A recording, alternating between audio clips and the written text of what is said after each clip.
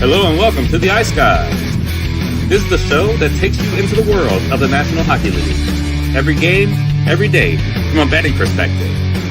With pro sports handicappers, Ian Cameron, Alex B. Smith, and various guests from the world of hockey and sports betting. And now, here's your host, Ian Cameron.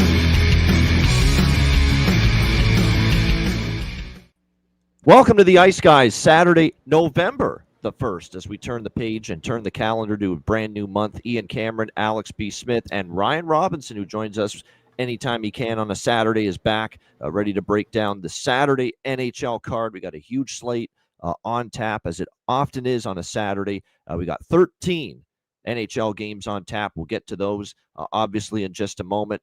Yeah, it was a crappy day, Timothy. Well said, as far as betting results yesterday. Albeit it was still a very good hockey game, Colorado-Vegas. They didn't get the memo that these Nevada Day games are supposed to be 6-5 type of games. And it started out, obviously, with the Colorado Avalanche getting a goal in the first minute of the game, courtesy of Marty Necas, and then it ended 1-0 after the first period. So just a tough beat. I don't want to say bad beat. It's a tough beat if you had the first period over, and a lot of us did. Only the second first period under, I believe, for Vegas, October in the last 2 years combined. But, chances were there. I thought Vegas was a little bit sluggish coming out of the gate. They were sluggish most of that game, quite honestly. Colorado played a pretty solid road game, got out to the 2-0 lead. Vegas made it 2-1. Colorado responded to make it 3-1. Vegas got it to 3-2 late. But even after getting it to 3-2, Vegas's push was really, really subdued, and you got to give the Avs credit for not giving up the offensive zone very easily. And, of course, Matt Robinson, one of his bargain bin specials, does hit. That was the highlight of the day. Matt Robinson yesterday joining us on the show. Cale Makar, one of his bargain bin specials, and he puts it into the empty net to seal the win for Colorado, 4-2. We pushed on the full game over, but, yeah, overall, disappointing betting results, but very good game and very good win, obviously, for the Colorado Avalanche there. 4-2 to now win 2 in a row and hand Vegas a very rare home loss. How about the Islanders? Wow, on a back-to-back, drubbed by Carolina Thursday night, and you come back, you roll into Washington, and you beat the Capitals 3-1. Very, very solid effort, and the first Islander game all year with less than 6 goals scored. So it's only actually the second under, but it's the first time that we've seen a below 6 total goals count in an Islander game this year. Yeah, Capitals, I'm telling you what, Capitals offense, this was my concern for them coming into the year. An aging Ovechkin, Protas going to be the way he was last year. There's some concerns about the depth too and what you're going to get from the third and the fourth line at times for Washington. So a nice win there for the Islanders to come back after a tough game against Carolina, beating the Capitals 3-1. Last night. And then Detroit, Anaheim. John, great salute, great tribute to John Gibson last night in Anaheim in his return. But unfortunately, the game did not go well for him and his new team, the Detroit Red Wings, as Anaheim rolls to a 5-2 victory over the Detroit Red Wings. It was a weird game for me, and I didn't feel strong about it going in, where it was tough spot versus tough spot. Detroit's on a back-to-back on the road after a very emotional shootout win against the Los Angeles Kings that had momentum swings galore. And then you had Anaheim coming back home, first game off a long road trip. So it was kind of, both teams were in negative spots, in my opinion, but give Anaheim credit. They persevered, pretty good win. And the student outperforms the teacher, if you will. Lukas Dostal, very solid in net. And the Ducks, I'm telling you what, this Ducks team is fun to watch. And they have gotten off to a great first month of the season and a nice 5-2 win last night for them against Detroit. Like I said, not the best betting day, but we turned the page. We got a lot to look forward to here for this Saturday. Alex, what did you think of last night?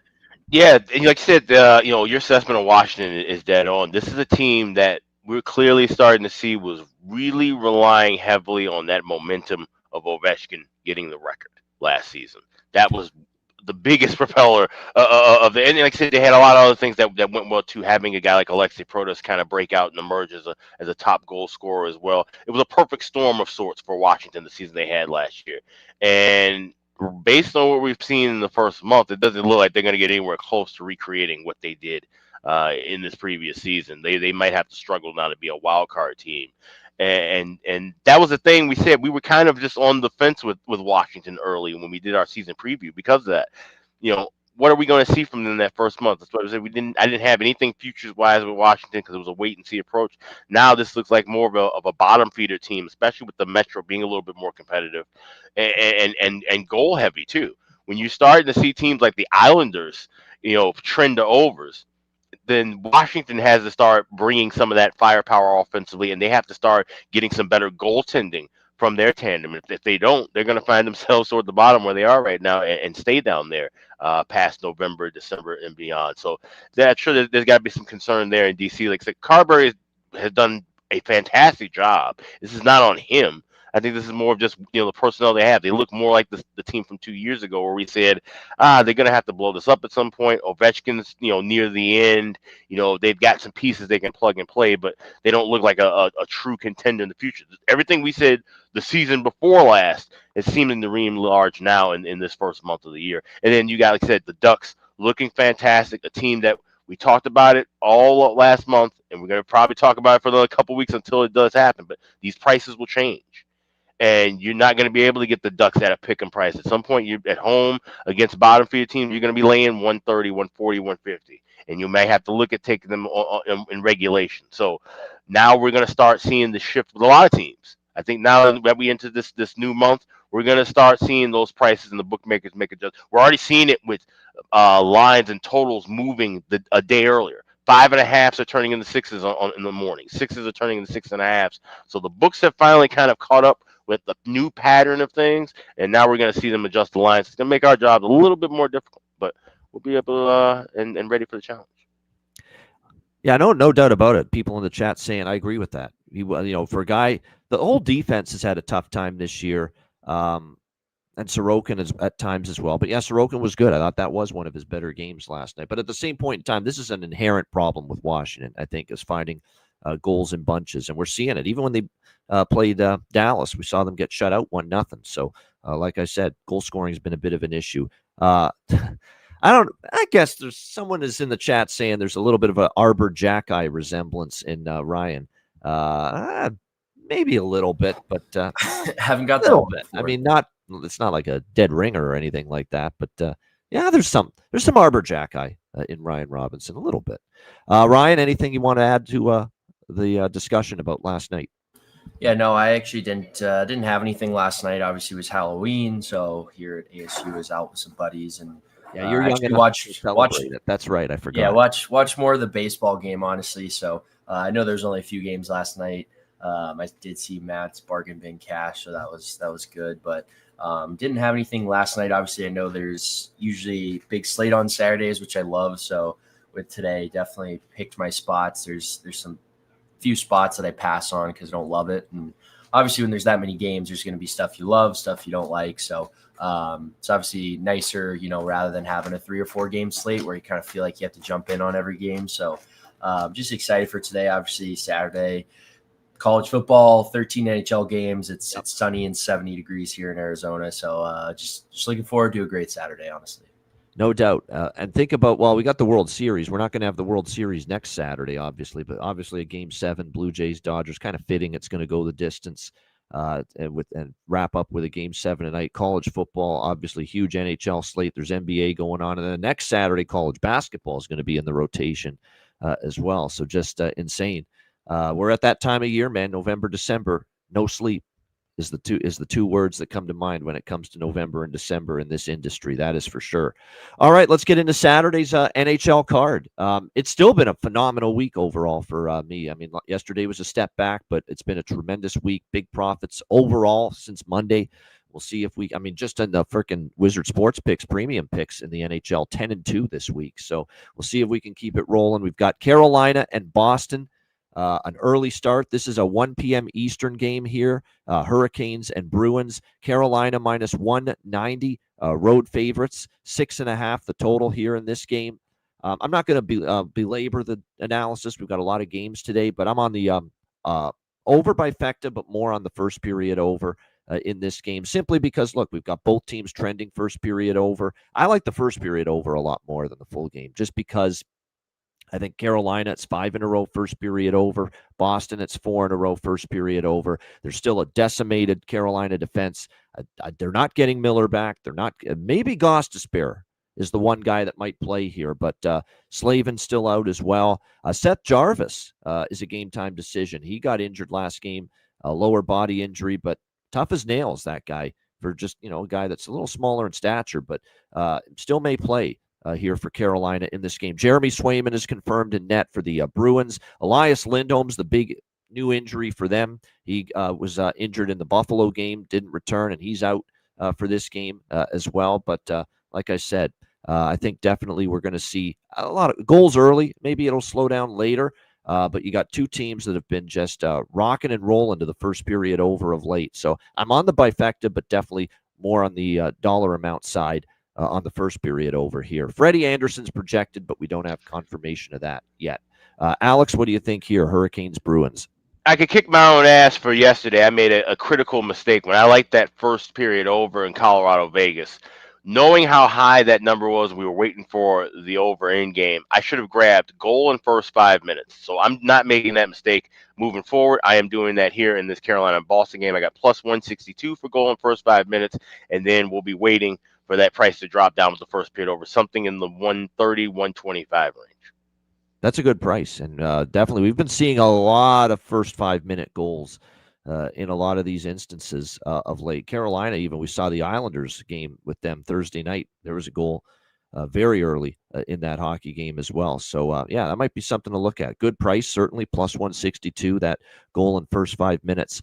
Ryan, anything here you like? Carolina, Boston? Yeah, I'm on the first period over as well. I actually do like Alex's goal in first 5 minutes, so I think I'm going to hop on that. I know someone in the chat mentioned, I think it was Bailey, said the Bruins are used to these early kind of starts, 1 o'clock Eastern, whatever it is. So I actually kind of lean Boston a little bit. I think they could catch Carolina, by surprise here. But in terms of pregame, I'm just on the first period over right now, and then I'm going to sprinkle that goal in first 5 minutes as well. Yeah, no doubt. And Aaron mentioned in our group chat the other night about the Husnudinov elevation in the lineup. And from all indications, Husnudinov still going to be on the top line. And Jimmy Murphy confirmed that as well, that, he's going to be with Pasternak on that top line for the Bruins with Geeky. So Marat Husnudinov's got great prop value. Anyone on that line, like that's the one line that's that you trust, for the Boston Bruins offensively. Geeky, Husnudinov, Pasternak, it's by far their best line. Boston's still finding ways to score. We don't trust them defensively, though. That's the issue with Boston, and we're seeing it. And Boston enters this game on a 3-game over streak. Remember, they gave up the 7 to Ottawa. Better defensively the last 2 games, Islanders and Sabres, but they'll be put to the test probably today by Carolina. And then, as I mentioned, with the Hurricanes, with the injuries on defense, we've seen their goals against increase. So interested to see how this plays out here with Carolina-Boston, but primarily liking first period over more than anything in this game. It's a big number to lay. I don't, people in the chat, some people like Boston here, plus 160. They are used to these home games on a Saturday afternoon, 1 p.m. Eastern. So if you buy into that situational element, maybe there's some value here on the Bruins. They have won 2 in a row, but again, Carolina is going to be a bit of a different challenge. But, I certainly see the reason why some people would like Boston at this price. All right, next up, we've got Pittsburgh and Winnipeg. We've got the Winnipeg Jets minus 170 home favorites, 6 the total in this game. I had to dabble just a little bit with the Penguins here at +1. I'm riding the wave with them. I mean, they're just until they fall off or they hit a wall or they sputter or the losing streak starts. Now, it's not going to be easy. Winnipeg's tough. Winnipeg's good. Winnipeg's at home, obviously, but they're feeling it right now, this Penguins team. So a little bit on them, plus 150, more of a price play. Believe me, the burnout will happen at some point with not the burnout, but you know what I mean. They're going to start to falter at some point. But right now, you give them credit. You're seeing, obviously, Crosby, Malkin, Brazeau. They've all played well to start the year for this Penguins team. That's been the big issue, right? They've been scoring goals for sure, the Penguins. We'll see if that continues here. We don't have, I believe, goalie confirmations yet, but the projections are that we're going to see Artur Shilovs and Connor Hellebuck right now as the projected starting netminders. It looks like, by the way, for the Jets, still without Lowry, and Perfetti. There was talk that maybe this would be the game Lowry returns, but doesn't look like that's going to be the case. Again, just because of the way Pittsburgh's going here, a little bit of a bet here on them at plus 150. But that's it. Nothing else besides that here for me. Alex, anything here? Penguins, Jets. Yeah, this is going to be a pass for me. Connor Hellebuck is confirmed, but still waiting to see if it's going to be Shelovs for the Penguins. But yeah, this is a game where, like I said, it's a big card. There's some games that I just didn't look at and just wasn't going to play. This being one of them. I will be watching this. Like you said, we kind of was waiting to see when the bottom falls out with Pittsburgh. And the Jets, like I said, not really crazy about them in this kind of 170, 180 range. We've seen them kind of get tripped up at times. These are two teams where talk about, playing during the day. Pittsburgh has a little bit more familiarity of having these daytime starts than Winnipeg. So maybe look at some Pittsburgh early, maybe Pittsburgh, live, but nothing pregame. Good stuff. As far as props, Mantha's played well lately for the Penguins. The one that's got value to me for Winnipeg is Vlad Namestnikov. Vladislav Namestnikov scored in back-to-back games, and you can get north of plus 400 in a couple of places for him to score this afternoon for the Jets. So Namestnikov, to me, has got some pretty good value here. What do you think, Ryan? Pittsburgh, Winnipeg? Yeah, I'm keeping it simple. I don't like that minus 170, but I do feel good about the Jets here at home against Pittsburgh. Obviously, Pittsburgh's played some better hockey, but I'm with you guys that eventually at some point they're going to run into a team that's better than them and, not be able to find a way to win. So I don't like that minus 170, but I do like the Jets to get it done. So I'm on Jets 60-minute line at minus 120. I think that's a good play. I thought about taking their puck line, but, just in case it is a 1-goal game and they hang on, 3-2, 4-3, stuff like that. I like the Jets in regulation here. All right, next up, this is also an afternoon game, Calgary and Nashville. We've got Nashville minus 130, home favorites, 5.5 being the total here in this game. You've got a couple of teams that are trying to gain some traction. We've got Calgary at 2-10, and we've got Nashville at 4-8. We've got Nashville losing 3 in a row, Nashville 2-7 in their last 9, including 3 losses in a row. And you have Calgary 1-9 in their last 10 games, including a pair of losses in a row to start this road trip against Toronto and Ottawa.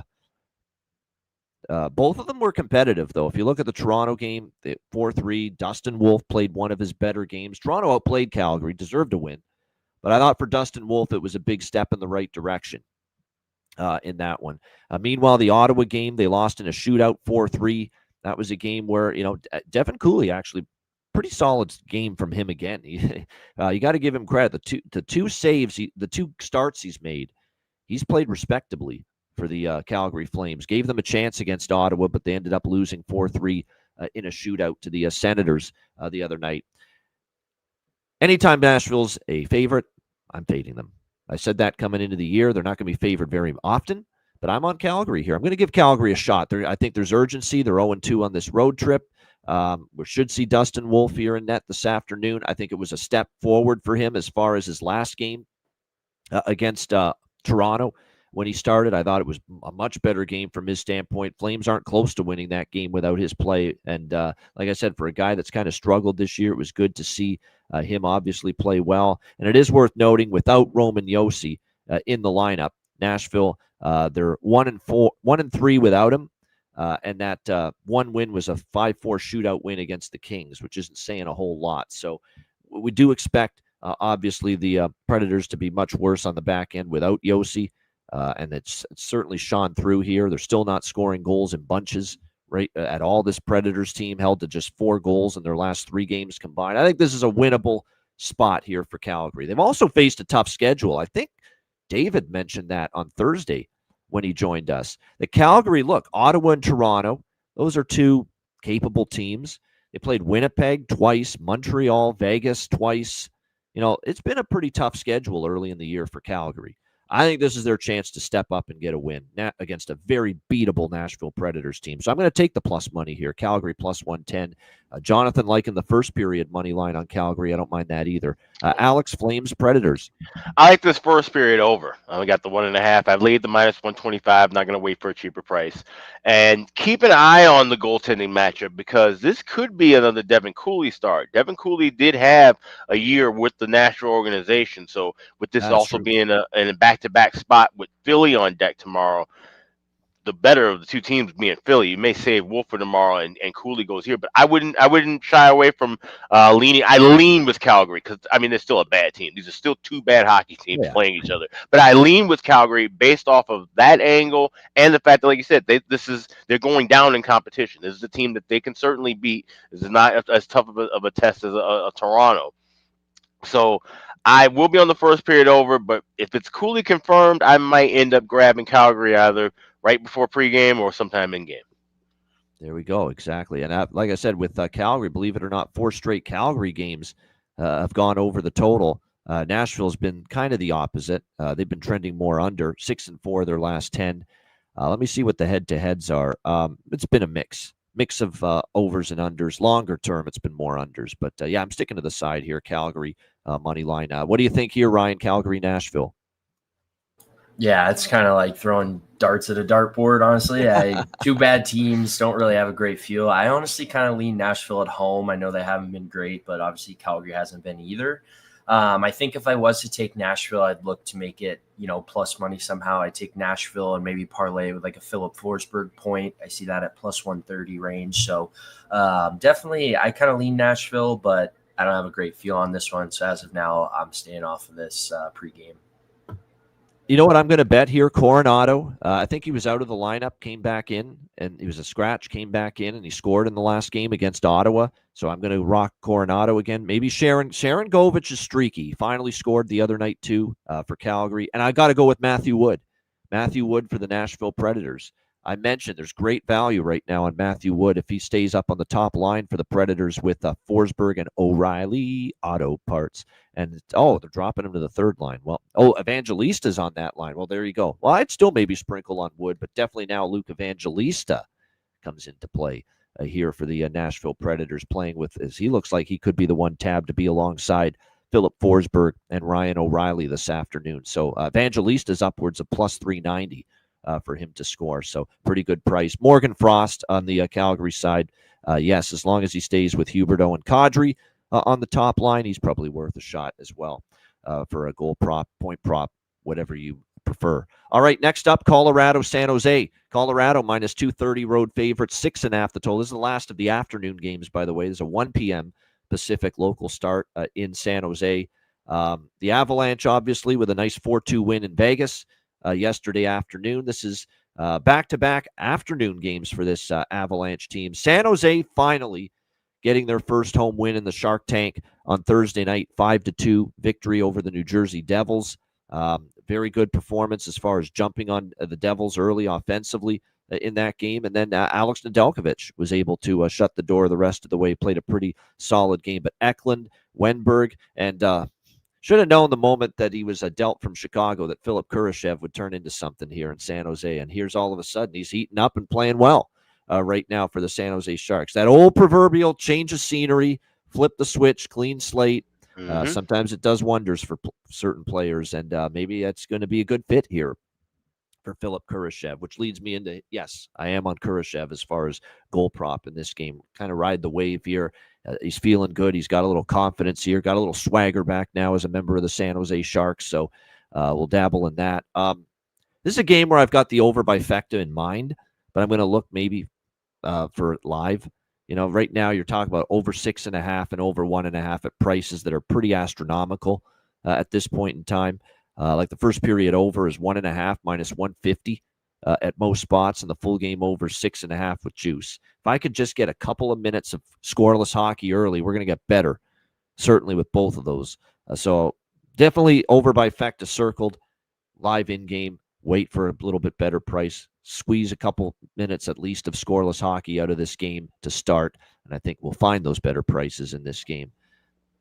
Good for San Jose winning that first home game, but you know what I think? If you're a below average team and then you're playing a really good team like Colorado, I don't trust below average teams off a win. I've said that many, many, many, many times. It was a good spot for them to get that first home win against New Jersey, but I don't know if I want to take my chances with San Jose here against Colorado, especially knowing Colorado's beaten them 10 straight times. That's right, 10 straight wins for the Avalanche over the Sharks in this head-to-head series entering this afternoon's matchup. Alex, what do you think here, Colorado, San Jose? Yeah, to answer Cole's question in the chat, no. the Sharks are not winning this game. I'm waiting for the Avalanche team total over 3.5, but I'm not laying 145 or 152 at FanDuel. I'm just going to wait for that in game rather than the side. So just going with Avs team total, but want to get a better price adjusted on that 3.5.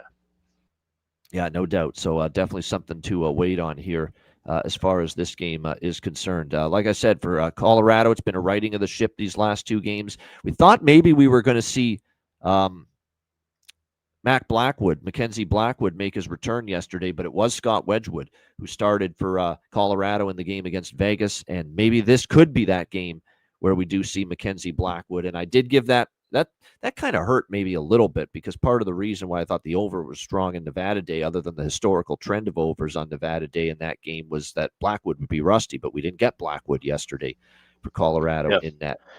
The irony of that is I didn't mind Wedgwood being in there either, because he's gotten so many starts. Yes, maybe we start seeing him fade a little bit too. But it makes sense that they would say Blackwood against his old team. So yeah, no doubt. So I think we're going to see goals here. Certainly goals from Colorado, because the one thing about Colorado, 16-1, if you go back further, says Jonathan, with Colorado over San Jose. So it's been that dominant here in the series. It ain't 2002 anymore. No doubt. And to Alex's point about liking Colorado team total over 3.5, waiting to get a better number on it. The last 3 times that they've played San Jose since the beginning of last year, they played 3 times. They scored 7, they scored 4, they scored 4. So they got 4+ in all 3 games against the San Jose Sharks last year. Ryan, anything here? Avs Sharks. Nothing pregame and sides or totals. I'm with you guys. I'm going to keep an eye on this, look for some good spots live. But just a player prop. I like Celebrini's anytime goal. I see it around plus 200 or better. So I think anytime you have these young kids that are playing against some of their idols, I know Celebrini loves Crosby, loves McKinnon. Just kind of an angle I like. They typically like to bring their best. Celebrini's obviously had a great start to the season as well. So I like him to find the back of the net here. All right, there we go. Good stuff. As far as, did I mention the props here that I'm in this game? Let me just double check here. I don't think I have a ton here for prop-wise for this particular game. Will Smith, actually, and Kurashev, yes, those are the 2. And Wenberg's actually scored in back-to-back games. So, again, Smith, Kurashev, and Wenberg, they're all bargain bin price-worthy, and they've all scored in back-to-back games for the Sharks. So, there's definitely a little bit of value, definitely for both of them. I don't mind Olofsson again. Olofsson did have some looks yesterday for Colorado. All right, Dallas. Ryan's Dallas Stars taking on the Florida Panthers. Florida minus 130, home favorites, 5.5 the total here in this game. The Dallas Stars coming off a Tampa Bay 2-1 overtime loss the other night. That was on the heels of 3 straight wins, beating Nashville, Washington, and Carolina. The offense certainly isn't rolling. I mean, the last 7 games, the high water mark has been they've scored 3 twice. And every other game, they've scored 2 goals or less. So we know Dallas has not been firing away on all cylinders the way we expected.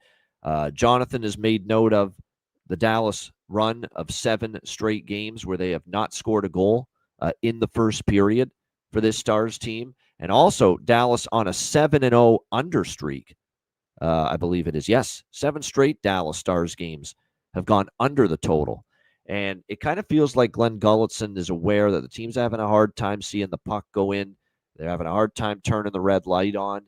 They're without, obviously, Matt Duchene, Rope Hintz, a couple of their bigger catalysts offensively. And they're kind of reverting into, you know what, we're going to have to try to play and win 2-1, 3-2 type of games right now. No question. But like I said, that's been certainly the trend here with Dallas. Florida, it's not like they're setting the world on fire themselves offensively. If you go back to the road trip that they had, which started in Philly, in their last 8 games, they've been held to 2 goals or less in 5 of those games. So it's not been smooth sailing offensively for this defending Stanley Cup championship Panthers team lately here either. And from an under standpoint, 5-2 to the under in their last 7 games. So it does feel like this is probably low scoring, although just as I say that, would say I lean under, it is Casey DeSmith going to get the start here for the Dallas. Not that he's not capable. He is. But obviously Jake Ottinger and him are just a little bit of a different beast, at this stage of things. DeSmith has started 2 games this year. The numbers aren't spectacular. That was more so skewed by the Vancouver game where he gave up 5 goals. He was better in his second start, but it was at Nashville. and they've been offensively challenged. He gave up 2 goals on 25 shots in that game. Overall, DeSmith 3.56 goals against, 863 save percentage in the 2 games this year. Although last year, if you'll remember, he played pretty well in a backup role, 2.59 goals against, 915 save percentage for Casey DeSmith. So he's capable, just a little more in the inconsistent variety, which oftentimes most backups are. Sergei Bobrovsky, not a surprise there. We'll get the start here for Florida in this game. This is a game where, I mean, certainly Dallas and Florida, this definitely has overtime potential. I don't mind a little sprinkle on the draw, but not a whole lot outside of that for me here. Alex, what do you think? Dallas, Florida. I would not be on the draw. I like Florida here in regulation. I got plus 105. You look at, and Jonathan's got it highlighted in the chat too. 19-2-2, the record for Sergei Bobrovsky against the Dallas Stars is with a 2.42 goals against average, a 922 save percentage, and 1 shutout. Casey DeSmith's numbers against Florida not as good. 2-2-2 with a 3.9 goals against average and an 892 save percentage. When you combine that too with just the fact that how Dallas hit their offense isn't humming, they look like the Glenn Gullison team of 15, 16 years ago right now. And this is a Florida team, I think, at home, and having a goaltender who clearly feasts on a squad. That's a trend we like to back at a cheap price. Give me $1.05 at Florida in regulation. There you go. Florida in regulation here for Alex. Ryan, your Stars, what do you think for their chances here tonight? Dallas taking on the champs, Florida. Yeah, no, I'm with Alex. It's Florida in regulation for sure. I saw it was minus 130 as well, and then once DeSmith got announced, it moved to I think like minus 142. But Dallas is struggling to score. I don't like any of the overs right now. Obviously missing Duchesne and Hintz hurts. They should get Ben back soon, which although he's not offensive, I think it'll help kind of their morale. He's a calming presence. He's obviously their leader. So they're just missing a lot of pieces right now. If they could come out of this with, at least a point, that'd be great. But I think it's a good Florida spot. Florida hasn't been stellar, obviously, either, but Bobrovsky's been great against Dallas. It's just, not a good Dallas spot. They're struggling to score, I think, outside of that Washington game when they, Sagan got that lucky power play goal. I think Dallas has given up the first goal in like the other 5 straight games or 6 straight games, whatever it was, when they were on that 4-game skid as well. So if anything, it would be if Dallas somehow managed to find a way to win, I think it would be, something Florida scores first, Dallas claws back, 1-1 overtime, 2-1 finish. But I'm kind of with Alex. I don't really see that happening. It's a good Florida spot. With or without Marchand, I think Dallas is just missing too many important pieces right now offensively. DeSmith's not a bad goalie, though. I mean, they kind of left him out to dry against Vancouver, so I know the numbers are skewed, but he's solid. So, with that in mind, paired with just Dallas struggling offensively right now, I don't like any of the overs. They haven't scored in the first period, in their last 5 games, whatever it is Ian said. So it's a Florida spot for sure.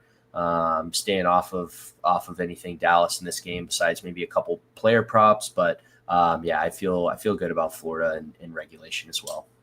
All right, like in Florida, and I like the Evan Rodriguez. Yep. I noticed him on the center. I like that too. Line. I didn't know the stats that Jonathan mentioned about him versus Dallas specifically, but he's done well against them. But no question, as far as him being able to make an impact here. Now it's certainly value with him centering the top line for Florida tonight with Verhaeghe and Reinhart. And Marchand is back. Brad Marchand, who attended a funeral of a family member, taking time to just basically, take care of some family stuff, which is good to see. And he did something as far as, I think, coaching as well, coaching a kids team or something. I saw that on social media. Very cool. Yeah, a friend of his daughter passed, and he coaches a team, so he was there to help coach. Yeah. I would definitely take a Marchand anytime goal. I think that's a straight up karma. He should definitely get karma. Yeah, because people that do good things get rewarded. That's kind of thing. Yeah, exactly, and help to do something for others. Yeah, that was cool. Brad super Marchand. classy. Say what you will, classy. And gets under your skin on the ice, but there's no doubt that you want that guy as a friend off the ice. There's no debate about that in my mind. Major standing ovation to Bill Zito and the Florida Panthers organization for even allowing him to do that. That's something that teams it just wouldn't have been really, moving to do, especially with a guy who, keep in mind, this isn't like he was doing this in Boston where he's been his whole career. He's just getting to Florida, and for them to understand the gravity of the situation and let him go, that's very, very classy by Florida. Yeah, no doubt. So I agree. Florida for letting him, depart the team for a brief period and do that is just as commendable, no question. All right, Toronto and Philadelphia. We've got the Leafs minus 125, road favorites. The total 5.5 here in this game against the Flyers. This is one of these games where you look at Toronto and the inconsistency. They lose 2 in a row to Detroit. They beat Rangers and Predators, although that's not saying much. They lose 3 in a row to Seattle, New Jersey, and Buffalo. Then they beat Buffalo on the second of the home and home. They beat Calgary. Then they lose 6-3 against Columbus. They're 0-5 on the road, and Philadelphia is 6-1 at home. So you look at that. I took the Flyers here, plus 105. I took the Flyers here. I mean, the Leafs have to show me that they are ready to steady the ship before I'm ready to back them at this point, especially here as, road favorites in this game. Now, they've owned the Flyers. That is a concern that I have. 9-1 in the last 10 for the Leafs over the Flyers. But I like what I see from the Flyers. I like the commitment to defense. I like the penalty killing has been absolutely outstanding. And by the way, this Leaf power play has certainly had issues at times getting some traction going. Like I said, they've played very well on home ice this season. They've been able to beat a couple of good teams during these home wins too, especially Florida early in the season. So, like I said, like what I'm seeing here from the Flyers at the moment, and you're getting a small home dog price with them as well. Dan Vladar in net, and it's very interesting that Rick Tocchet's been going back and forth with the platoon of Vladar and Ersson, but I think for one of the few times this year, he's giving Vladar a second straight start in net. Maybe is he separating himself just a bit from Samuel Ersson, but it is Vladar in net. Anthony Stolarz, I'm not panicking about him long term. He's going to be fine. He'll bounce back. But right now, he's not in a good way. He is not playing the level we think he's capable of. He's given up that one suspect goal at least every single game he's been in there. I'll let the Leafs turn things around before I decide to back them. So I'm going to take Philly here, plus 105. Alex, what do you think here? Leafs, Flyers. Yeah, this is one where I grabbed the draw. I have plus 330 at FanDuel. No overtime score in this one because I'm not sure who's going to win this game. Stolarz was drafted by Philly, played in Philly. Record not that great against them. It's 3-2, 2.42 goals against 919 save percentage, so decent numbers. But like I said, I can see where Philly might have a little bit of an edge, especially playing at home. I think this could be a close battle. We see a lot of those Saturday night Leafs games sometimes be close and go past regulation. I think that could happen here. So draw plus 330 for me. All right, the draw plus 330. You know what? I'll tell you this about the total. With Stolarz, I think, trying to bounce back, and the Leafs, I think, trying to tidy it up defensively after the 6-goal allowance to Columbus. And a lot of that was Primo. Primo was pretty bad that night, I will say that. But at the same point in time, Philly obviously has been playing solid defensively. Their penalty kill's been outstanding. This could be an under, in my opinion. Again, just to lean with that. Ryan, what do you think here, Toronto and Philly?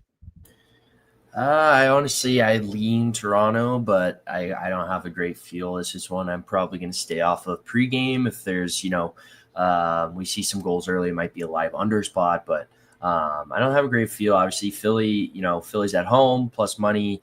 I just don't really want to back the Leafs either, so I'm staying off of this one. Yeah, no doubt. By the way, did the Lakers lost last night, right? I'm just checking. Lakers and the only reason I bring this up is because I'm going to mention something with regards.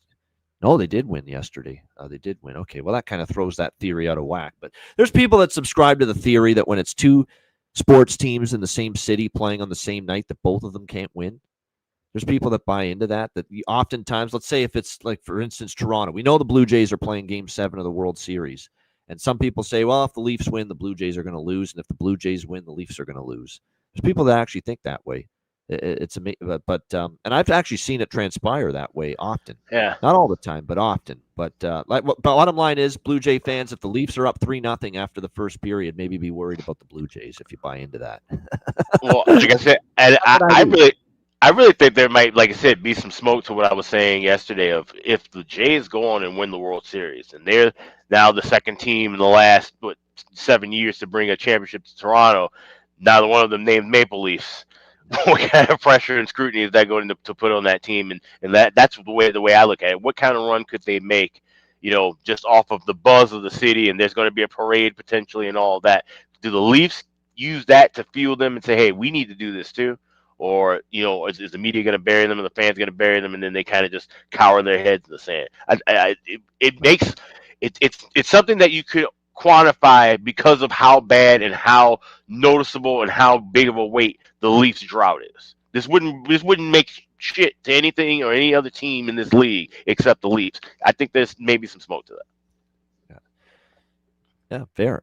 No doubt. As far as props for this game, he did get his 500th goal, and it sucks for it to happen in a game where your team's not playing well and losing decisively. But John Tavares did get his 500th goal against Columbus the other night. So congrats to him on that milestone that he was able to achieve. Robertson and McMahon, as long as they stay playing on that top line with Austin Matthews, and I think they are once again tonight, there's certainly some value as far as their props are concerned in this game tonight. Sammy Blais, one game in the lineup, and he scored against Columbus. So if you want to ride that wave, feel free to do so. Trevor Zegras, great game for him against Nashville. Really starting to feel it with the Flyers here the last couple. So I don't mind maybe a look toward Trevor Zegras tonight in this game as well. All right, all Canadian matchup. And this is one to watch tonight. This is a good game. I mean, and if preseason is any indication, like these teams were beating the shit out of each other in the preseason. Like there is not a whole lot of love between the Senators and the Canadians right now. This is one of those underrated rivalries that doesn't get talked about. But Montreal and Ottawa are both good at the same time. This could be a damn good heated rivalry. And so keep an eye on this game tonight. Montreal minus 120, home favorite, 6.5 the total here in this game. This is obviously a bit of a tough spot for the Habs. They've been on the road for quite some time through the western part of Canada, Seattle as well. And now they make their way back home here after 4 games on the road. So this is not exactly a bet-on spot here for Montreal. That being said, they keep playing well. 8-2 in their last 10 games. Ottawa, though, after a little bit of a slump, they've put together a nice run where since October 16th when they beat Seattle, they are now 5-3 in their last 8 games, 4-1 in their last 5 games. And other than getting blown out in a back-to-back spot by Chicago, their only losses were an overtime loss to Edmonton and a 1-goal loss to the Islanders. So Ottawa is playing better. They've finally adapted, I would say, to being without Brady Tkachuk. They've kind of stemmed the tide a little bit. They've gotten contributions from a variety of sources. Nick Cousins, of course, one of those people who we've been betting on since he's been moved to the top line. We've been betting him to score since he got put there with Stützle and Batherson. Ridley, Greg, Dylan Cousins, David Perron. Michael Amadio scores a goal. Shane Pinto cooled off a little bit lately, but still an overall great season offensively. Jake Sanderson's playing great, giving them big minutes on the blue line right now for Ottawa. This is definitely a spot that favors Ottawa, and now it looks like it is confirmed that Sam Montembeault is going to be the starting goaltender here for Montreal, and we know his struggles so far this season. He's 2-3, but even in one of the 2 wins, he gave up 4 goals. And then the other games, he gave up 3 in a loss to Toronto. Opening night, 4 goals to the Rangers. He gave up 6 in his last start against the Edmonton Oilers. He's a difficult goalie for me to trust right now. He's been fighting the puck. He's been fighting his confidence here in the first month of the season. Montreal's coming back home off the roadie. I think there's things that line up pretty nicely here for Ottawa. So I will do an Ottawa plus 110 team total split. Ottawa team total is 2. Actually, you can get over 3 at minus 106. 2.5 is too much juice. 3.5 is a big plus price, but I'll go with the 3 here, minus 106 on that Ottawa team total over. So Ottawa team total over 3, split with the money line. And I'm definitely on the over by Fecta here in this game. Not to mention Ottawa-Montreal has been an over series history. This could get chippy if the preseason wars between these teams are any indication. There was a lot of penalties, a lot of power plays in those preseason games. And just going back in history, 4 of the last 5 meetings between the Habs and Sens have gone over. 5-4, 5-2, 6-3, 5-2 in 4 of the last 5 meetings between Ottawa and Montreal. So over by Fecta here for me as well. Allmark and net, and we know he's been up and down to start the year. Montembeau's been worse than Dobish. So I think we see goals tonight here as well. Alex, what do you think? Ottawa, Montreal. Up. Check your mic. There we go. There you go. Got me? All right. So this is another game where I'm waiting for the over buy factor, but I will be pre-game betting goal in first 5 minutes, grabbing that plus 158, that FanDuel, and then waiting for those numbers to drop down. But I'm trying to get a 6 at a better price, over 1.5 at a better adjusted price for that buy factor. And I'm right there with you on the Ottawa. MGM's your friend with that flat 3 team total. So I'm going to go with that and get Ottawa. I got plus 105 on the money line. Like I said, Habs, I think this is going to be a good back and forth battle. Montembeau needs to get back into form, and that's not to say he's not going to have a good game tonight. I think he could. I think both goalies will get into form. I just think the offenses are going to play better, and we still see this game go up and over the total. So that's the way. I'm not handicapping it, saying that Montembeau's just falling off the table now. He's struggled a bit, but I do think he's getting his form and will still be a goalie that we can back moving forward. No doubt. Like I say, it's the same with a couple of these other goalies. Like we think Stolarz is going to get it back at some point, but until he shows signs of it, I'm hesitant to back him at the moment. Same thing with Montembeau, but doesn't mean Montembeau won't be good down the road. But right now, Montembeau is struggling. He's fighting the puck, fighting his confidence. Don't want to back him, and kind of want to go against him till he shows that turnaround. Ryan, what do you think here? Sens and Habs. Just the first period over for me. I think there could be some goals early and often, but other than that, don't really have anything. I know, obviously, 2 Canadian teams. The Blue Jays are kind of the story of Canada tonight, so I won't be paying too much attention to this game, but I will be on that first period over.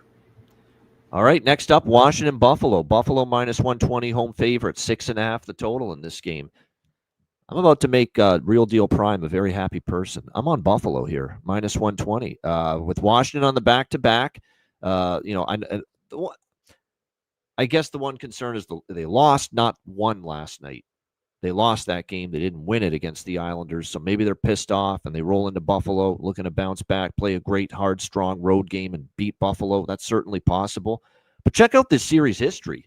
Sabres have had, and these have been some bad Sabre teams the last couple of years. Sabres have won 4 of the last 5 over the Capitals, and they've won 3 straight in Buffalo versus this Washington Capitals team as well. Not to mention, we've talked about how they've played pretty solid on home ice of late, 4-3 overall for the season.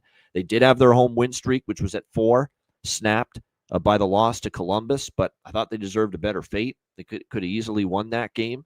And when I continue to look at Washington, I don't trust a team going on the road, even against a team like Buffalo, when you've scored 2 bloody goals in your last 3 games. I mean, that's just not an offense right now that I'm totally trusting at the moment for this Capitals team. It looks like we're going to see we should see Charlie Lindgren because it's back-to-back. Dylan Strome still day-to-day. PLD still day-to-day for the Capitals. We'll see who's in net for the Buffalo Sabres. Obviously, we saw Alex Lyon the last couple. Will we see Ukko-Pekka Luukkonen pick the pack of pickled peppers? We might, because I know some sites have him projected. He's only made the 1 start this season, and that was the overtime loss against Toronto.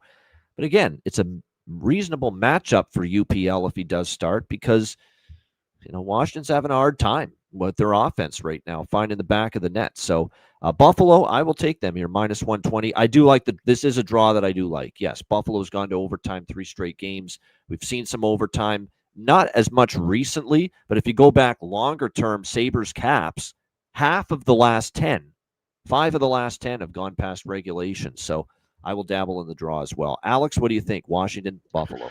We've also seen the last 3 Sabre games go into overtime tied 3-3. If you want that exact score, that is 1,300 plus 1,300 at FanDuel. But I'm not going to play that. I'm just going to play the draw plus 330. I'm going to take Josh Doan to score the overtime winner for Buffalo at 65-1. Those would be my only 2 plays here. I don't like Buffalo in regulation. This could definitely be a back and forth game. 6.5 with the total. We've seen the over go 8-0-2 the last 10 meetings. So I would lean with that over, maybe try and grab something in game, but I don't know if we're going to see a lot of pace early. So it wouldn't be a buy factor look. It may be an adjust to try to get a 5.5 later in game. Yeah, the Dylan Strome injury matters. I mean, without him on that top line, the great chemistry he's had in his time here in Washington with Ovechkin, and without him, 2 games without him, they've scored 1 goal.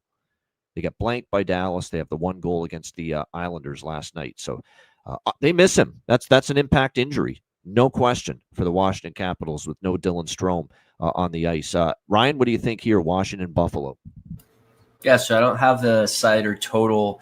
I do like Josh Jones anytime, though. I'm bummed he's no longer bargain bin value. I see him at like plus 230, plus 240.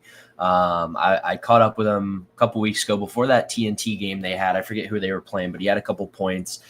He said he liked Buffalo. Obviously, he's playing a bigger role there.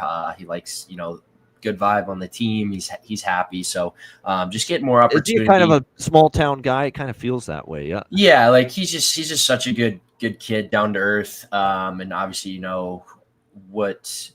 having that confidence, getting more opportunity, what that can do to a player like Donor being a younger guy. So I know he's in a good spot. I'm bummed it's no longer bargain bin value because obviously he's getting more opportunities, putting up some points. So I do like that. I'm going to sprinkle that with Alex as well. I think he said 65-1, but I'm taking him anytime goal at plus 230.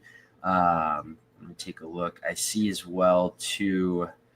2+ points for Josh Jones is plus 650. So I actually might take that as well. Hope Donor has a big game. I'm always pulling for him. He's a great kid and obviously more opportunity. He's thrived so far. So give me Josh Jones anytime goal as well as Josh Jones 2+ points plus 650. Yeah, no doubt. So, yeah, definitely a situation. Yeah, everyone says that. Great kid, Josh Jones. You would know with the friendship there you got with him. So, yeah, good to see him doing well, like I said. And Kesselring's a nice pickup, too, for Buffalo. Let's not act like Utah just made out like bandits with that trade. Peterka's helped Utah, no question. But Buffalo got 2 very good players back, in Josh Doan and Michael Kesselring. And Michael Kesselring just got back from injury a couple games ago. Once he finds his footing, Utah really liked that kid, and if he plays the way he's capable of, Buffalo might have a diamond in the rough there with him on that back end. That trade looks better in real life than it did on paper. Yeah, definitely. Especially if Kesselring kind of plays the way I think he might be capable of here moving forward, no doubt. As far as props here in this game, not a whole lot, but yeah, Doan's got goals in back-to-back. I would not talk anyone out of taking Josh Doan as far as that's concerned. I mean, depending on the Washington lineup situation, now I don't want to go pepper the board with Washington props because they haven't been scoring, but, Ryan Leonard, Protas, those are 2 guys, McMichael, those are some guys that are going to have some value here tonight for the Washington Capitals going into this one. All right, next up, we've got St. Louis and Columbus. Columbus minus 145, home favorite, 6.5. Well, when you're in one, you're in one. And St. Louis, they played a really good game against Vancouver, I thought. And Jim Montgomery made sure he told them that. Even though they lost that game to the Canucks, and it's another loss, and the losses mount, there's no doubt that was one of their better games. They just deserved a better fate. Lankinen was great. They had 39 shots. They held Vancouver, I believe, to 18 in that game.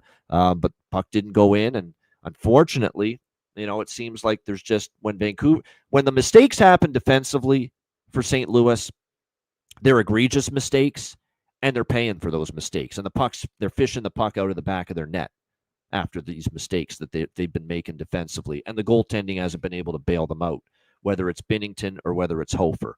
So that continues to be the issue for St. Louis. They carried the play, so many good things, spent a lot of time in the Vancouver zone, but still ended up obviously losing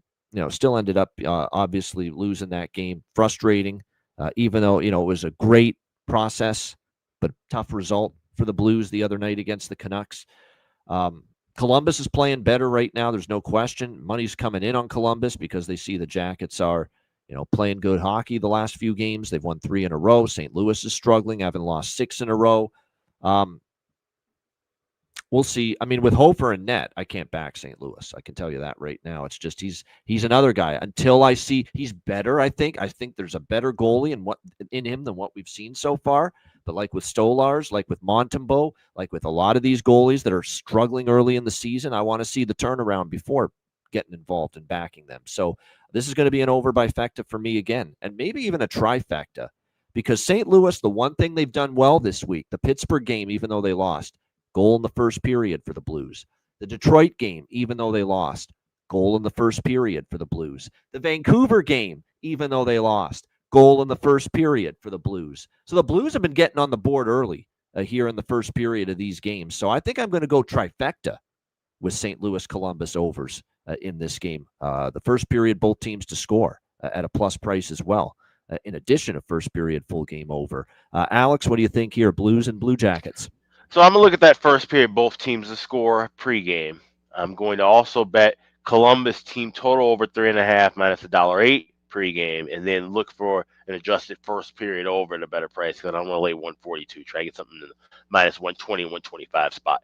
I could see goals here early. I don't know if I could see where maybe things kind of taper off late. Like you said, Hofer has looked brutal. I don't think he's going to have as bad of a start as he's had the last couple of games. I do think we see him kind of settle in a little bit, as we do Greaves, but I still think Columbus can get goals on him. So team total with Columbus, first period over, in game, and then both teams to score pregame. All right. Ryan, anything you like here with St. Louis Columbus? Yeah, the only thing I'm on pregame is Columbus team total as well. I don't really want to lay, the minus 145 for them, but I could definitely see him getting to 4 goals, especially with, goaltending situation St. Louis. So yeah, give me Blue Jackets team total over 3.5. That's all I have in this one. Yeah, Jet Greaves confirmed, by the way, in net for the Columbus Blue Jackets. Gave up 3 in the last game against Buffalo, but they did win that game in overtime. 2 and 3, 2.81 goals against average, 907 save percentage. It's funny, his numbers are actually solid. Probably should have a better win-loss record with a 2.81 goals against, 907 save percentage, but still only 2 and 3 on the season. I'm not giving up on the St. Louis Blues. I'm not, but I agree. I mean, the price is tantalizing, but yeah, I'm staying away from St. Louis for. I don't begrudge anybody taking St. Louis at this price. This is definitely I'll tell you this: if you rewind to if you put St. Louis at Columbus opening night, October, before obviously St. Louis had this rough first month of the season, they would not be plus 125 underdogs in this spot, no doubt. This would be even maybe St. Louis a slight road favorite, or at the very least even money. There's no way St. Louis would be plus 125 a dog. It's because of the rough start to the year they've had, no doubt. All right, next up, Vancouver, Minnesota. We've got Minnesota minus 160, home favorite, 6 the total. This is going to be quick. Minnesota stinks. Give me Vancouver plus 140. Enough said. Alex, what do you think here? Canucks won. I love it. This price is again ludicrous for this bad Minnesota team. Yeah, I'm going to actually sprinkle draw here because we've seen a history of draws. We've seen a history of just insanity with these two clubs at times, too. Think back to that 10-7 game back in the couple seasons ago. But draw at plus 340, I do like that. The Wild have to try to batten down the hatches defensively and muck this game up. This should look like a Canucks Wild game from 2004. Honestly, if the Wild will have a chance to win this one. But like I said, there's no reason they should be laying this kind of a price. Don't fault anyone for taking the Canucks, but I like to draw a little bit more. Yeah, and I can't even buy into the fishy line theory. I thought it was fishy against Pittsburgh. What the hell's Minnesota doing laying minus 160, minus 170 against Pittsburgh? And if I had been concerned about that line being way higher than I thought, I wouldn't have bet it. And I stuck to the guns and bet Pittsburgh. So not buying into it being trap line and fishy line and all that BS I often hear. And then, Pittsburgh was a no sweat winner. They 4-1. They won going away. I mean, Minnesota just can't be this price right now, in my opinion, period. Well, you know how we keep talking about Pittsburgh waiting for the bottom to fall out with Pittsburgh. It seems like the books are lining Minnesota waiting for them to come back toward the top. And that just may not be the case. This may just be a bad hockey club. Yeah, we're not getting the good prices anymore, guys. But yeah, you have to ride the wave that is Kiefer Sherwood. I mean, he's the most red-hot goal scorer in the NHL right now. I mean, this is absolutely ridiculous what he is doing for the. He's actually keeping them afloat with all these injuries they've got right now. It's been impressive. It's been really remarkable to see it. And now you're only getting plus 290 now, but you certainly have to bet it. There is no question about that. The draw I'll probably sprinkle on too that Alex mentioned because of how strong it's been. The one thing, too, that is worrisome, and, can Minnesota take advantage? Gustafson's is confirmed in net. Demko projected for Vancouver. But, man, the injury list is just insane, right? We saw Brock Besser exit the game on Thursday. against St. Louis. Quinn Hughes obviously missed the last 2 games, didn't even travel with the team, so don't expect to see him. Connor Garland, Teddy Bluger, Philip Edel, Hoglander, Forbert, Lekaramaki. I mean, it's a mash unit. So maybe Minnesota takes advantage of that, but at this price and with the way they're going, the way they're playing and stinking up the joint, I'm willing to bet against that maybe they won't take advantage of it one more time. Ryan, what do you think here, Vancouver, Minnesota? Yeah, I was honestly kind of leaning Vancouver. Obviously, Minnesota has not been good. I did think about taking their team total, but this one is another pass for me. Just for the injuries Vancouver has, up and down the lineup, it's kind of tough to, trust them. But obviously not touching the Wild at -160. They've had kind of a rugged start to the season. So this is another one just with how many games there are and, good spots for totals and everything like that. I'm staying off of this one pregame. Could I see the Canucks winning? Absolutely. But just with all the injuries they have and, missing Hughes, I don't want to lay money with them. Yeah, no doubt. We got Alex's old Blackhawk there, Lucas Reichel, now centering the second line for the Vancouver Canucks as well. So, like I said, we'll see how that ends up transpiring for them tonight. All right, New Jersey and Los Angeles. We've got even money, -110 both sides, 5.5 the total in this game. Sheldon Keefe, unacceptable, the word used by Sheldon Keefe about the San Jose loss, 5-2 on Thursday night, saying we got away with things. We've seen this coming, that we were getting away with games we've won when our habits were starting to decline. Our good habits, I should say, were starting to decline in some of the recent games, even before the last 2 losses. And he said, now we're paying the price for it. We thought, we're still winning, even though the process hasn't been as strong. And he said, we've been getting away with it. And now we've paid the price for it, and it's unacceptable. Talking about the last 2 games where they obviously had tons of defensive lapses. They get ripped by Colorado 8-4, and then they give up the 5 spot, 13 goals in the last 2 games allowed by the New Jersey Devils, and these losses to the Devils to the Sharks and the Avs.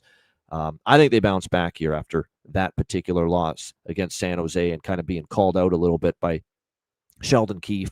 And you're facing a Los Angeles Kings team that is still waiting for their first home win at Crypto.com Arena. They've still yet to win a home game. They battled back to force overtime against Detroit with a couple of late third period goals, and then ended up obviously getting the shootout victory over the shootout loss, I should say, to the Detroit Red Wings in that game. This is a spot I had circled the moment they got whipped again by San Jose. I like New Jersey here, -110. I think they bounce back. Keefe kind of called them out. Now, I am concerned about their defense without Brett Pesce, because Brett Pesce without him, and that's what this correlation is as far as why are they giving up more goals now, the Devils. Brett Pesce is why. He's by far their best shutdown defenseman. It's not even close. And without him in 2 games, they've given up 13 goals. He's been out 2 games. I don't think he's going to play tonight, and they've given up 13 goals. So that's been the issue. So, yeah, I think New Jersey bounces back. LA still hasn't won a home game. But I do like the over by Fecta here as well in this game because 1.5, the full game total is only 5.5. I do think the Devils will get their offense back on track against this Kings D that I think you can forecheck against them and make things happen this year. But at the same point in time, a Pesce-less blue line for the Devils, and we are seeing them kind of scuffle in their own end, and maybe the Kings take advantage of that. And like I said, reasonable totals here. The juice isn't as bad on the 1.5 first period over, and we're talking about a 5.5 total here with this game. So Devils money line, Devils Kings for over by Fecta as well. Alex, what do you think here, New Jersey, LA? Yeah, I'm right there with you. I grabbed Devils. I actually got -$1.05 yesterday on the money line. That's still available at a couple of shops, so shop for the best price around. But I love New Jersey in this spot. Also, we'll be on the over by Fecta waiting in game.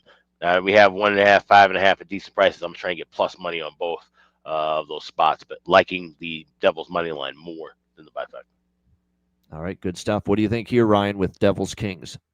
Yeah, I'm right there with you guys. I think the Devils bounce back. Obviously, I know they got ripped by their coach. So the Kings have been an overtime team, but I see this one, I don't see this one going to overtime. So I might take a look at Devils in 60 minutes as well. But -110, I think it's good value for a, New Jersey team that should take care of business here.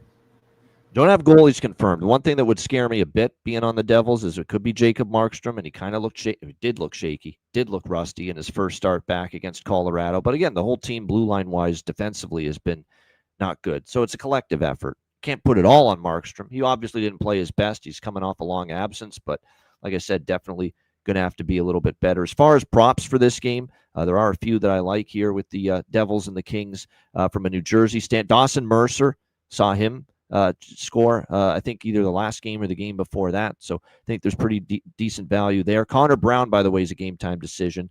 So keep an eye on his status. Can I make a very, very quick public service announcement? Yes. In regards to public money in the NHL, it's November 1st. Most public bettors are watching college football, and then after college football goes off, they're watching the NBA. The public money shift isn't something that you need to just read full on into. And I'm just replying to comments in the chat. That's not always the case. We've seen lines. If you've seen lines be completely off.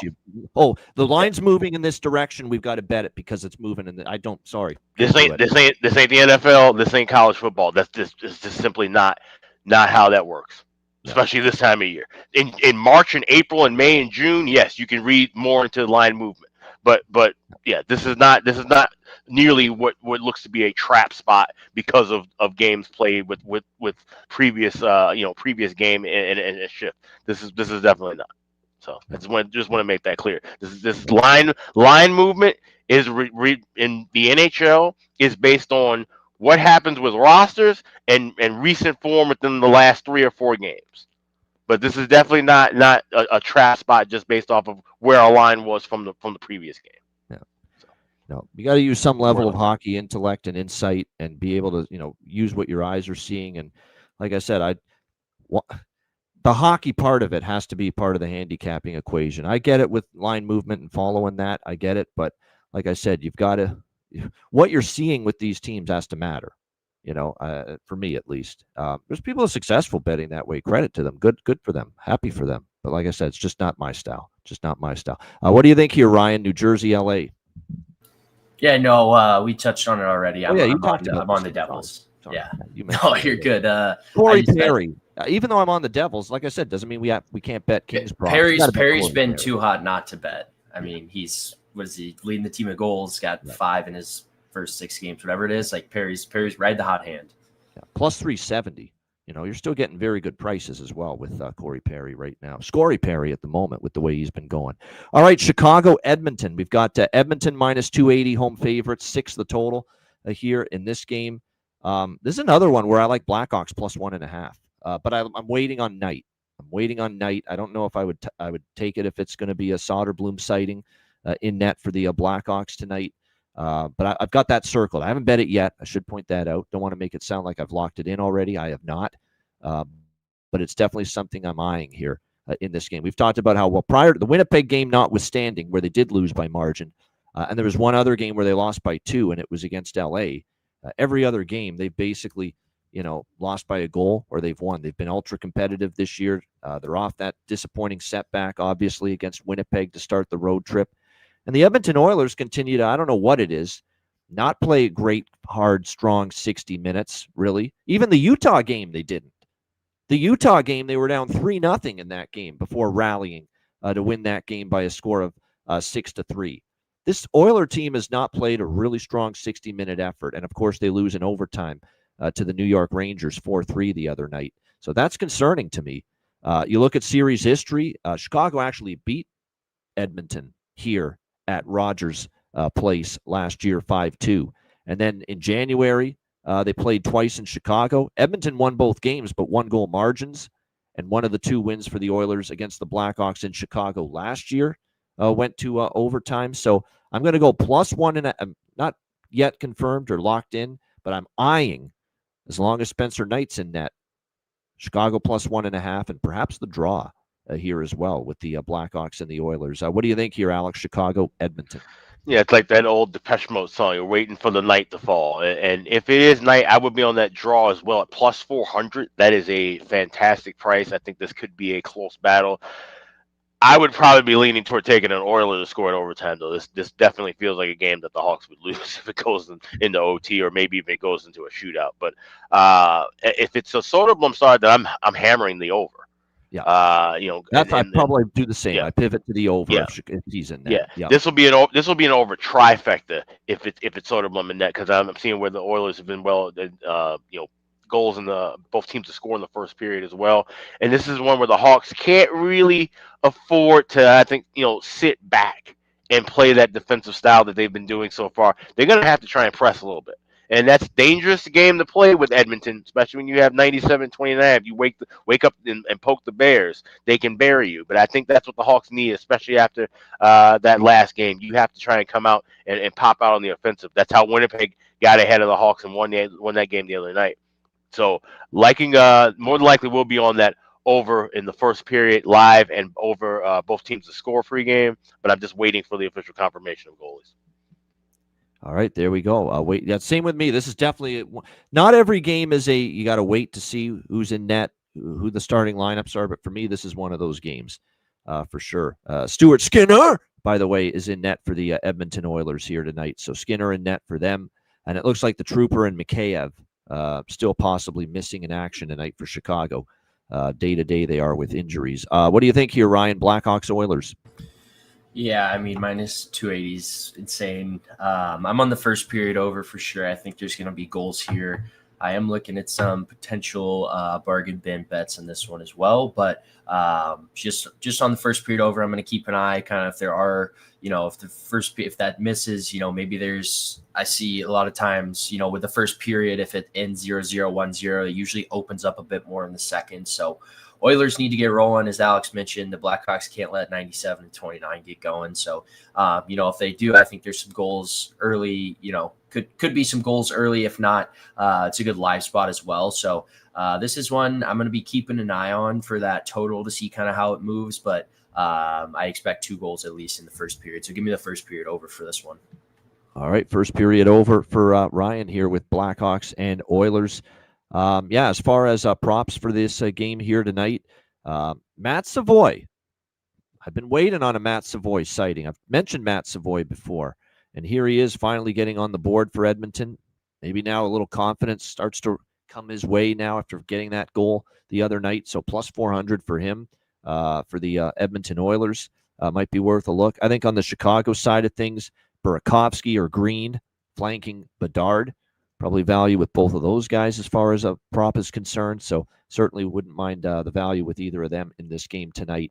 All right, final game now of this Saturday slate. New York Rangers, Seattle Kraken. We've got the Rangers minus 130 road favorites, 5.5 the total in this game.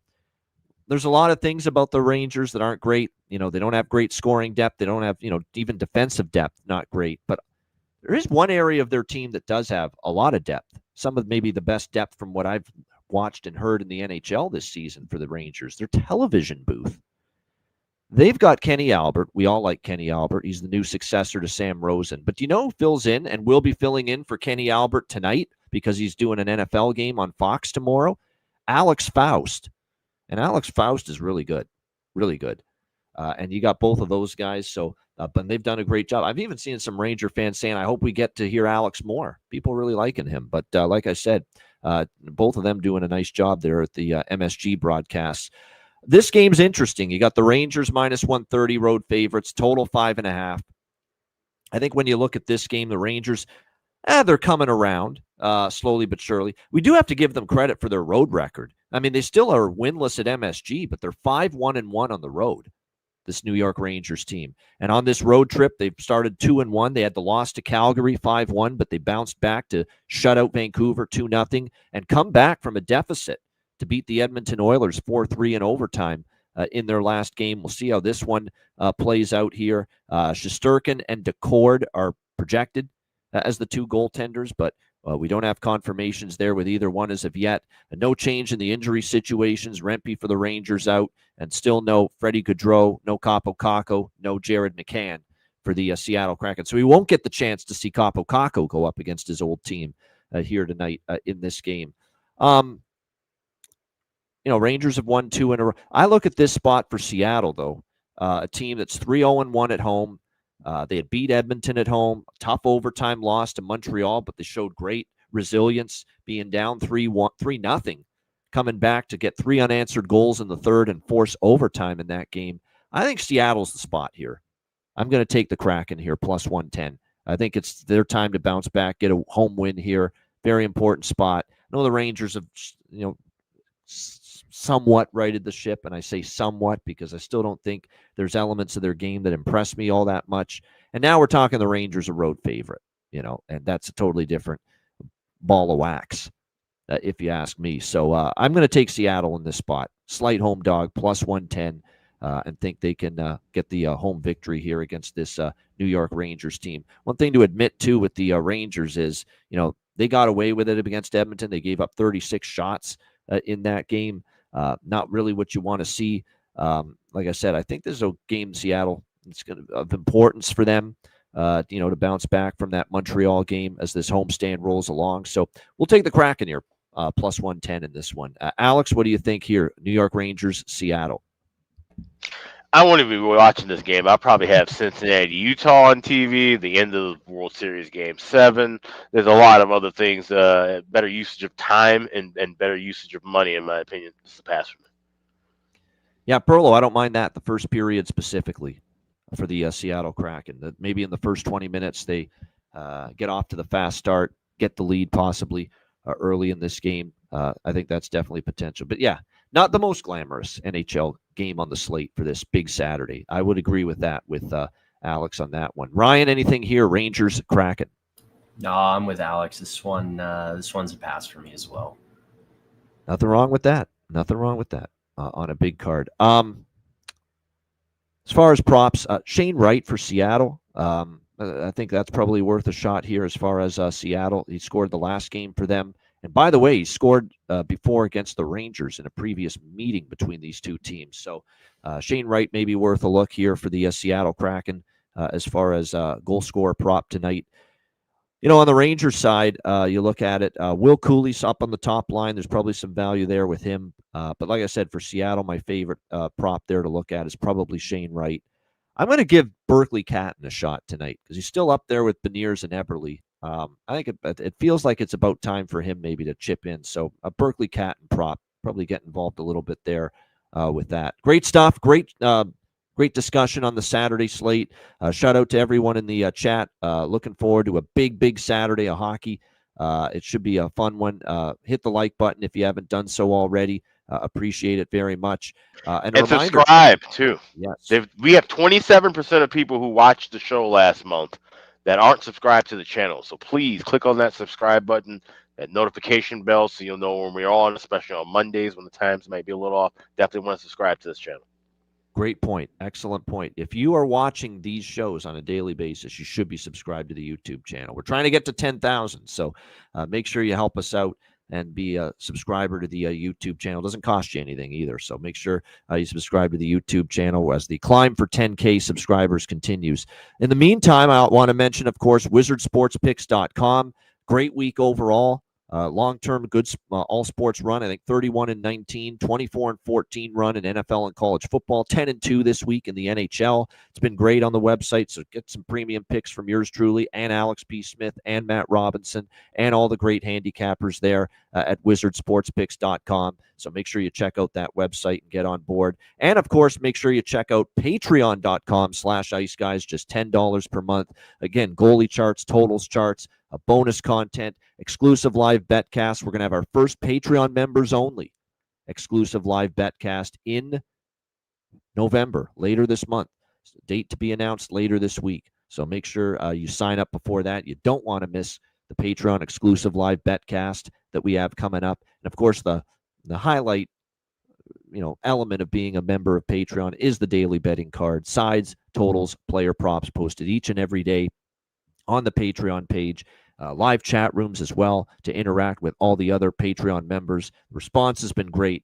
Keep it rolling. We appreciate it very much. Your subscription goes a long way to supporting the show and keeping us going long term. Just $10 per month. Get on board at patreon.com/iceguys. And also check out the Ice Guys store, iceguys.myspreadshop.com. You got 2 days left to save 20% off everything in the store. Just visit the website, click on the redeem button at the top of the page, add your items to your cart. 20% will be taken off for you at checkout. So we got some new merch that will be coming out in the next couple of hours. I just got to work on it and upload it. So you definitely want to check that out as well. We got the Get Franked merch. We've got all of our classics as well. Caps, T-shirts, hoodies, you name it, we've got it. It's all available. You can save 20% off for the next 2 days. That's at iceguys.myspreadsshop.com. Again, all weekend long. Get on board that sale and take advantage of it. All right, Bargain Bin Special. Best bets coming up right after we hear from our great Ice Guy sponsor.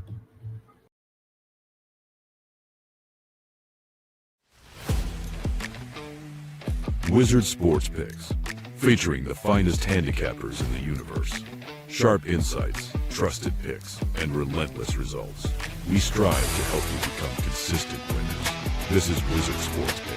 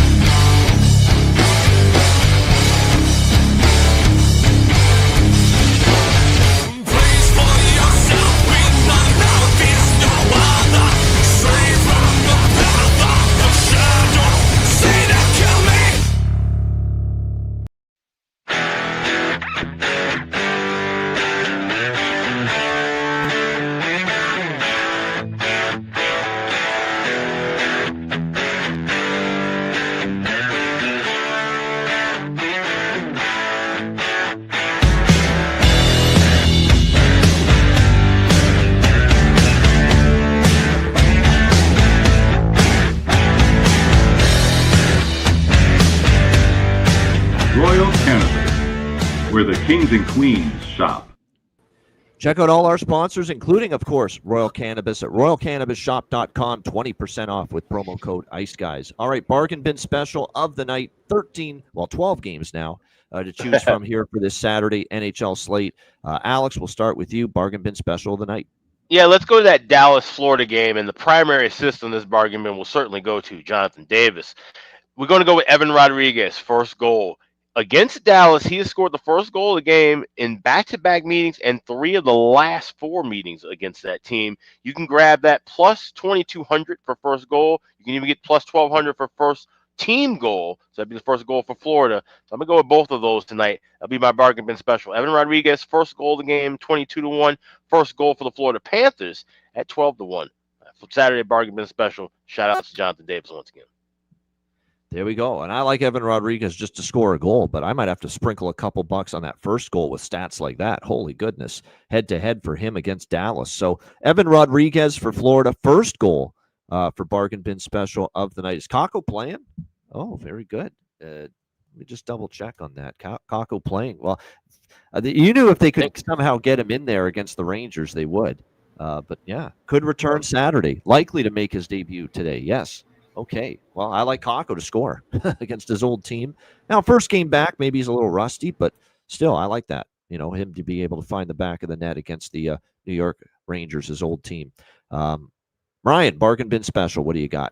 Yeah, I actually looked at that Kakko one. I considered it. I didn't see him on DraftKings. I saw him at FanDuel around plus 400, so I will be on that as well. But for my bargain bin, I cashed one of these with Mitch Marner a couple weeks ago. I'm going to go with Leon Draisaitl, first Edmonton goal scorer. So I think he's got goals in 4 of his last 5. McDavid obviously hasn't been scoring, so I look for Draisaitl to get the Oilers going tonight. Give me Leon Draisaitl, first Oilers goal for my bargain bin special tonight. And he's done that before. Alex knows that especially. Leon Draisaitl, first goal for the Edmonton Oilers for Ryan Robinson with his bargain bin special of the night for this slate. My bargain bin special of the night, couple good choices that are out there, but I'm going to go with Perry for LA. Even though I like New Jersey in the game, plus 370 on Corey Perry, and he's feeling it right now. And he could have even had a few more goals than what we have seen so far. So I will go Corey Perry, Los Angeles, plus 370 for my bargain bin special of the night. All right, best bets for this Saturday NHL card. Alex, what do you think here for best bet? Let's go right back to that Dallas-Florida game. And like I said, these are two teams that, you know, you hear the matchup Stars and Panthers, you'd be kind of excited, but the form in which these two are playing, not really that great, and certainly even more so for the Dallas Stars, in my opinion. So give me the Florida Panthers in regulation plus $1.05. That'll be my Saturday best bet. There we go. Florida Panthers in regulation for Alex B. Smith with his Saturday best bet. Ryan, best bet. I mean, I hate to have the same one, but that was mine as well. I think Dallas is just struggling offensively. They're missing some key pieces. Obviously, Bobrovsky's been great against Dallas, so I'm not going to change it up. I'm going to stick with what I had before the show. Florida 60-minute line plus 105 is my best bet as well. All right, there we go. Good stuff with that. All right, my best bet here for this Saturday card. I'm going to go with I'm going to give you two. It's a big card. This is, I haven't done many two best bets shows lately this season so far, but I'm going to give you two. One side, one total. The total is going to be Montreal-Ottawa. I like that. It's been an over series history. I don't trust either goaltender at the moment. Montembeault or Allmark. Both teams are scoring right now as well. Power plays have been good for both teams. Over 6.5. Actually, is there still some sixes out there? Let me just double check on that. No. So we'll have to go with 6.5 here, plus 100 with Ottawa, Montreal over. And then the side is going to be those El Diablo. We're going with the New Jersey Devils. They're minus one. Plus 104 is the best price out there. There's actually plus money in one spot with the New Jersey Devils. So New Jersey plus 104 against Los Angeles, and Ottawa, Montreal over 6.5 plus 100. One side, one total. Best bet here for this Saturday NHL card. Shout out to everyone in the chat. Appreciate you guys joining us. Hit the like button on the way out. Ryan, thanks as always for joining us on another Saturday. And like I said, big NHL slate ahead. Looking forward to obviously seeing it all transpire. And a reminder, of course, again, we're going to be on with you tomorrow at noon Eastern. Monday shows are later. Monday shows are going to be that 3:30 p.m. Eastern time window right after the college football show ends. So we'll always keep you up to date on the exact start time of the Monday shows for the rest of the year. And then obviously when football ends, college football ends, it'll be 2 p.m. Eastern on Mondays, just like it is throughout the rest of the week. And yes, go Jays, says someone in the chat. Yes, we'll see if they can pull it off. Should be one hell of a. I know we're a hockey show and hockey's our focus, but special when you get Game 7 in any sport. That is for sure. That'll be fun to watch tonight. A reminder, the Ice Guys is live 7 days a week, and if you can't watch the show live, download the Ice Guys podcast in audio form on all major podcast platforms, Google Podcasts, Apple Podcasts, Spotify, Stitcher, iHeartRadio, Amazon Music, and more. Download the Ice Guys podcast when you can't watch the show live. For Alex B. Smith and Ryan Robinson, I'm Ian Cameron. Have a great Saturday. Enjoy the games and good luck, and we will be back tomorrow on Sunday, noon Eastern, for another edition of the Ice Guys.